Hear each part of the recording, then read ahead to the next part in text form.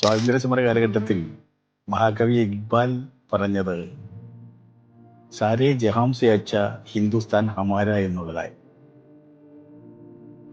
ഈ ലോകത്തിലേക്കും വെച്ച് ഏറ്റവും സുന്ദരമായ രാജ്യം അതാണ് ഇന്ത്യ എന്നാണ് അതിനർത്ഥം. സ്വാമി വിവേകാനന്ദൻ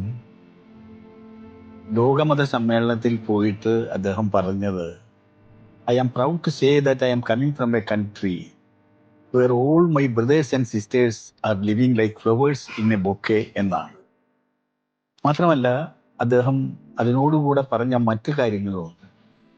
ഈ ലോകത്തിലെ അധസ്ഥിതരായ ജനങ്ങൾ, ദുഃഖിതരായ ജനങ്ങൾ, അരികുപറ്റിയ ജനങ്ങൾ എന്ന് ഭാരതത്തിൽ വന്നിട്ടുണ്ടോ അന്നെല്ലാം അവരുടെ ജാതിയും മതവും കാസ്റ്റും ക്രീഡും നോക്കാതെ ഏറ്റെടുത്ത ഒരു ജനതയാണ് ഭാരതമെന്നത്. നിർഭാഗ്യവശാൽ ആ ഭാരതം ഇന്ന് എവിടെ നിൽക്കുന്നു എന്ന് ഓരോ ദിവസവും നമ്മുടെ വീട്ടുമുറ്റത്ത് വന്ന് വീഴുന്ന വൃത്താന്ത പത്രങ്ങൾ നമുക്ക് നൽകുന്ന വാർത്തകൾ കാണിക്കുന്നത്.